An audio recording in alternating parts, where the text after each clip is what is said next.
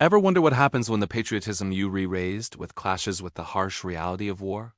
That's the powerful question at the heart of Oliver Stone's 1989 masterpiece. Born on the 4th of July, this isn't just a war movie. It's the unforgettable true story of Ron Kovic, a man whose life journey mirrors the turbulent soul of America during the Vietnam War era. The film opens in the idyllic picture-perfect town of Massapequa, New York, in the 1950s. We meet a young Ron Kovic, a boy bursting with all-American enthusiasm. He loves baseball, his family, and his country. His birthday, fittingly, is on the 4th of July, and this fact seems to define his entire childhood. He's the kid who listens intently to President Kennedy's inaugural address, taking the famous words, "Ask not what your country can do for you, ask what you can do for your country," as a personal call to action. For Ron, being a patriot, a hero, a Marine, is the ultimate dream.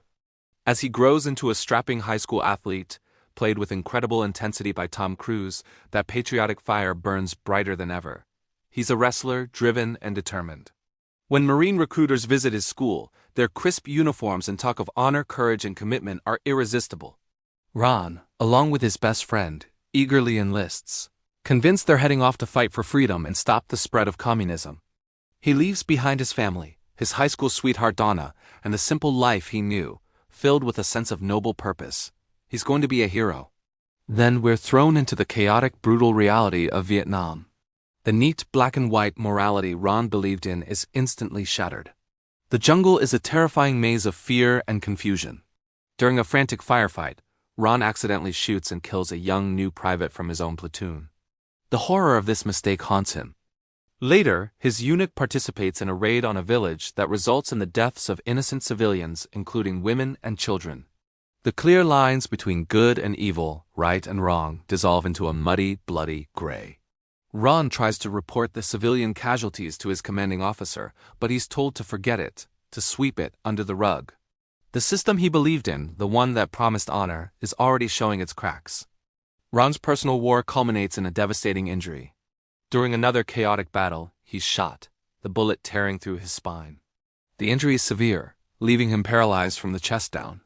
His life as an able-bodied soldier, an athlete, a man who defined himself by his physical strength, is over in an instant. The film then shifts to the next, and perhaps most grueling part of Ron's journey, his recovery. He's sent to a VA hospital in the Bronx, and what he finds is a nightmare. The facility is underfunded, understaffed, and filthy. Rats scurry across the floor, the equipment is broken, and the staff are overworked and indifferent. The men he's surrounded by are broken, not just in body, but in spirit.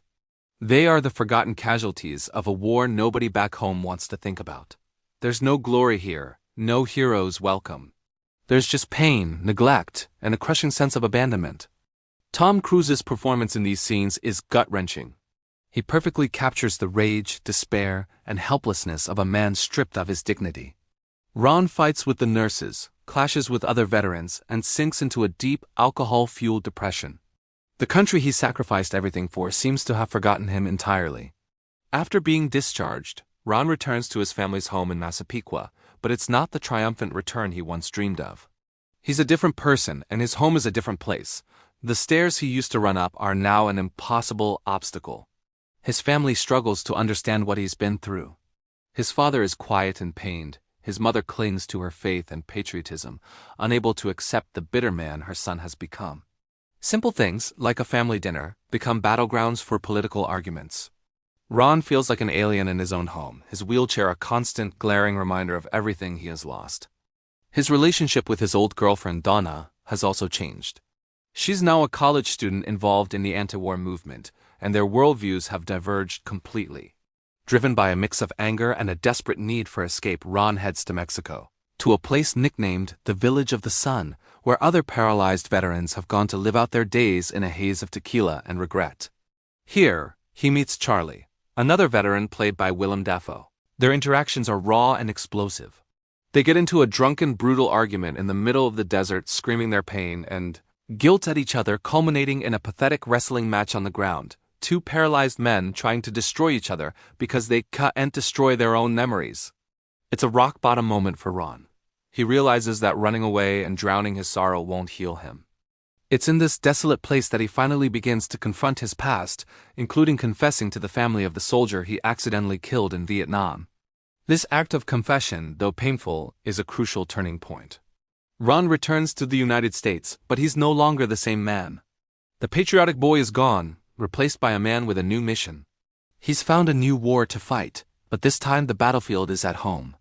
He joins the Vietnam veterans against the war, channeling his rage and disillusionment into activism. He finds a new voice, a new purpose. He's no longer just a victim of the war. He's a powerful advocate for peace and for the rights of veterans. The film's climax takes place at the 1972 Republican National Convention in Miami. Ron and his fellow activists infiltrate the convention, determined to make their voices heard. As Richard Nixon accepts the presidential nomination, Ron, from his wheelchair, repeatedly shouts questions about the war, his voice cutting through the polished political speeches. He's forcibly removed from the hall, but not before the cameras capture his protest. His image is broadcast across the nation. In that moment, he becomes a symbol of a generation's betrayal and resilience. He's found his true calling, not as a soldier following orders, but as a patriot questioning his government and fighting for the soul of his country. The final scene shows Ron preparing to speak at the 1976 Democratic National Convention. He's no longer the angry, broken man from the VA hospital. He's calm, confident, and resolute. He has reclaimed his life and his identity. He was born on the 4th of July, a date that once symbolized blind patriotism. Now, for him, it represents a different kind of patriotism, one that involves dissent, speaking truth to power, and fighting for a more just and honest America. The film ends as he wheels himself onto the stage, ready to share his story, a hero not because of what he did in a war, but because of what he did after. Born on the 4th of July is a powerful, emotional, and deeply human story about the cost of war and the long, difficult journey from disillusionment to redemption. It's a film that stays with you long after the credits roll. Thank you so much for watching. If you found this summary interesting, please hit that like button and subscribe for more deep dives into classic films. Let me know in the comments what you think of this movie. See you next time.